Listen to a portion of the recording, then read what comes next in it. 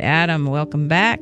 Hello, Tony. It's so good to be here with you and Phil in the studio. I want to talk about all those parents that you're helping and giving them direction and teaching them on how to help their children begin financial planning. The most essential thing that people really need to be able to survive today is not taught in school. So it's up to parents to teach their kids.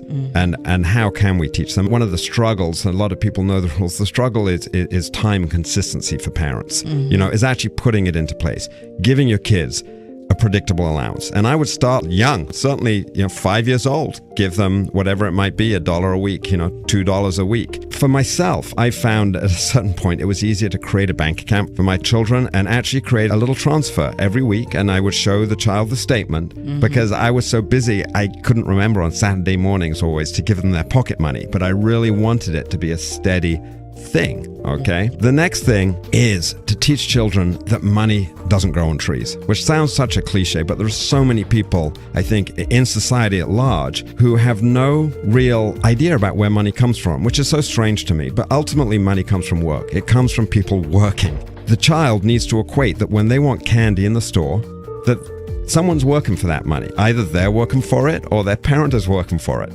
Personally, I think at least some of their allowance should be tied to some kind of odd jobs, or maybe some extra allowance to odd jobs, but really try and get it into your child at an early age. The importance of working in order to get that money. I love that because I started working really young. I mean, I had a paper route at like age 8, and you get real clear on the value of money. So did your parents go the next step with you, Phil, and encourage you to save some of that money? That is where they dropped the ball. Right. So I got a little tip for that and how your parents could do that, and maybe encourage you to save, to have 2 buckets. One is your candy bucket and one is your savings bucket. Well, I'm going to give you an extra and kind of make it exciting for the kid. You've got to make saving exciting. If they save $10 over the course of a month, you say, I'm going to give you an extra $1. You're going to get $1 interest on that $10. I love that. That's great. And then the next month after that, again, they'll get it compounded, not just on the $10, but on the $11, and show them how that works.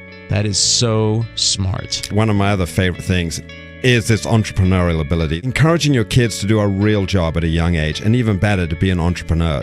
Be it do the lemonade stand and keep going with that lemonade stand. Don't just do it when they're 8 years old. Keep going. I find that many of the successful business people I know, Warren Buffett says there's only one correlation with being a highly successful entrepreneur. It's nothing to do with your academic ability or sporting ability. It's how young were you when you started being an entrepreneur.